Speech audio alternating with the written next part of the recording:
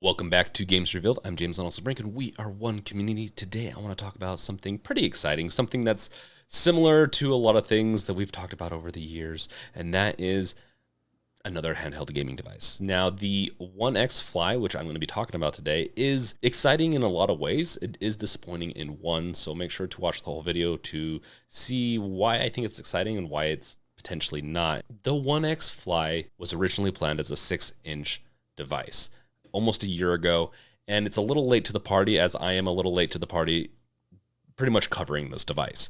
On paper, it does look very similar to the ROG Ally, but it does differ in a couple of places.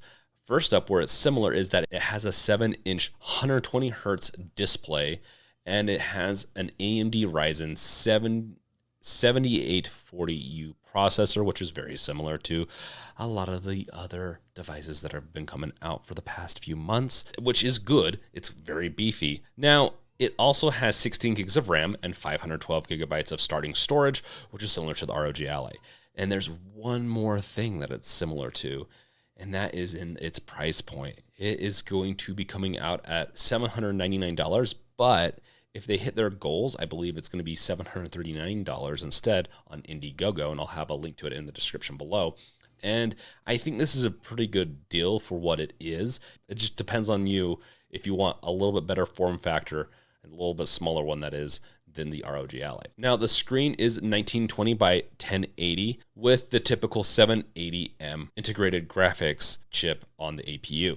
It also has a 48 watt hour battery and has a 65 watt fast charging port, so you can charge even faster than some of the other devices that are already out. It's going to have a USB 4 Type-C port, 2 of them, and then it's going to have a Type A USB port, 3.5 millimeter headset jack, and a micro SD card reader. Now, we get to the disappointing part. The ONEXFLY is missing one thing that I can see, and that is a dedicated port or an Oculink port for eGPUs. Just like with the ROG Ally and the Ion Neo devices, those can hook up to an eGPU. This cannot, which is a big deal breaker for, I think, some people that want to be able to upgrade their device in the future. So that is a big minus to it.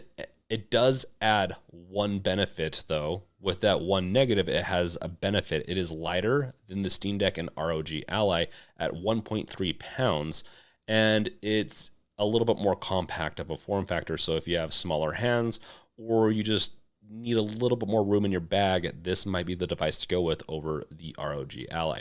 Now, do I recommend this device over something, let's say the Ally? I probably not, depending on if you want a good warranty, if you want the device to potentially be supported into the future. But at the same time, I do like the way this looks, maybe a little bit more than the Ally. And so it really comes down to preferences on how it looks. It's going to perform very similar, like in Cyberpunk 2077. If you set it to 720p and then you set the settings to low and then you limit that TDP, the wattage, to 20, you can get about 76 FPS on average. And this is coming from ETA Prime's video. And honestly, that's pretty impressive. That's really impressive to have such a good average at a low TDP or semi-low TDP for what Cyberpunk is. It's pretty impressive and probably means that the ROG Ally and some other devices can do the same thing. So with that, if you want to support one netbook, then go with this device. If you want to support Ion Neo, go with them. If you want to, it comes down to vote with your dollars to what companies you want to see survive in the future, because there's only going to be so many, I think, that make it out of this essentially battle for best handheld. And we do have a lot of options, and not one option is best for everyone, but I think it will crumble a couple of competitors. And I actually do want to see one netbook, the creators of ONEXPlayer and this, actually survive this, because I think they have some innovative ideas. While this one's not the most innovative idea, the ONEXPlayer 2 is pretty innovative with its removable controllers, and I really like that. I want to see that on the Steam Deck, actually. And so with that, let me know in the comments below what you guys think. Is this something that you're going to get? And I honestly, this is meant to be more of like an announcement, kind of like a reveal of what this device is and whether or not you should look into it more and what the pluses and minuses are. So let me know. And also check out that description for additional information on the device and also on supporting this channel. Thank you guys for watching. Make sure to like, subscribe, bash that bell with your crowbar. Catch you guys next time. Peace out. Later!